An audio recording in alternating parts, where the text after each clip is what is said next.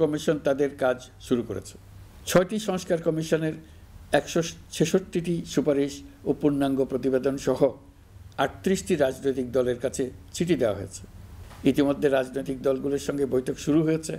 দেশের রাজনৈতিক দলগুলো খুবই ইতিবাচকভাবে সংস্কার কাজে সাড়া দিয়েছেন, তাদের মতামত তুলে ধরছেন।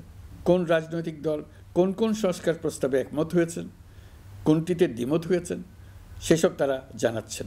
এটা আমাদের জাতির জন্য অত্যন্ত সুখকর বিষয় যে প্রতিটি রাজনৈতিক দল সংস্কারের পক্ষে মত দিচ্ছেন। ঐকমত্য কমিশনের মাধ্যমে সকল রাজনৈতিক দলের মতামত নেওয়ার কাজ এখন চলমান আছে। কমিশনের লক্ষ্য যে সকল বিষয়ে রাজনৈতিক দলগুলো একমত হবেন সেগুলো চিহ্নিত করা এবং তার একটা তালিকা প্রস্তুত করা। যে সকল দল এতে একমত হয়েছেন তাদের স্বাক্ষর নেওয়া। এই তালিকাটাই হবে জুলাই চার্টার বা জুলাই সনদ। আমাদের দায়িত্ব জাতির সামনে পুরো প্রক্রিয়াটা স্বচ্ছভাবে তুলে ধরা এবং প্রক্রিয়া শেষে নির্বাচনের আয়োজন করা। নির্বাচনের ব্যাপারে আমি আগেও বলেছি, আবারও বলছি, এবছর ডিসেম্বর থেকে আগামী বছরের জুনের মধ্যে নির্বাচন হবে।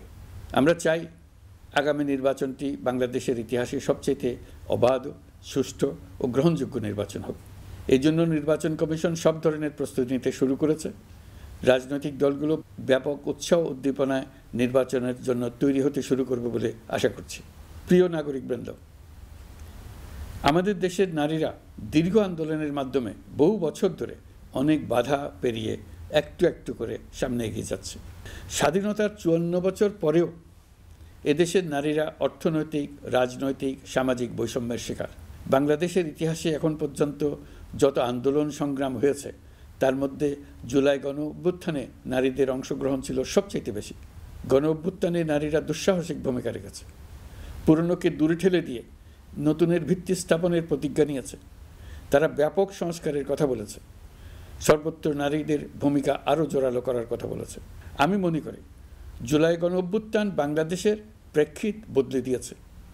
জুলাইয়ের পর নারীদের অবস্থান ইতিবাচকভাবে পরিবর্তন হবে, সেটাই আমরা চাই। আমরা বাংলাদেশ নিয়ে নতুন করে ভাবতে চাই, আর এই নতুন ভাবনায় নারীদের অবস্থান উচ্চতম পর্যায়ে অগ্রাধিকার পাক, সেটাই আমরা চাই।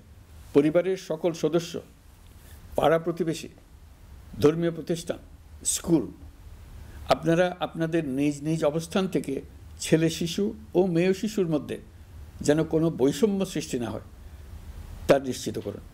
আসুন নতুন বাংলাদেশে সবাই মিলে শিশুদের জন্য সুস্থ পরিবেশ নিশ্চিত করি। জুলাই গণ অভ্যুত্থানে অংশ নেওয়া নারীরা তাদের অধিকার প্রতিষ্ঠার ব্যাপারে দৃঢ় প্রতিজ্ঞ। দেশে বিরাজমান বৈষম্যগুলো চিহ্নিত করে নারীর প্রতি সহিংসতা প্রতিরোধ ও বৈষম্য নিরসনে আমাদের প্রত্যেককে একসঙ্গে কাজ করতে হবে। নারীর প্রতি বিদ্বেষমূলক কথাবার্তা, নারীকে খাটো করে রাখার প্রবৃত্তি যারা ধারণ করে তাদের বিরুদ্ধে সামাজিক আন্দোলন গড়ে তোলা প্রয়োজন। আধুনিক প্রযুক্তি সকল প্রকার বাধা ভেঙে দেওয়ার মহাশক্তি আমাদেরকে দিয়েছে। সেই বাধা যত শক্তই হোক, যত উঁচুই হোক,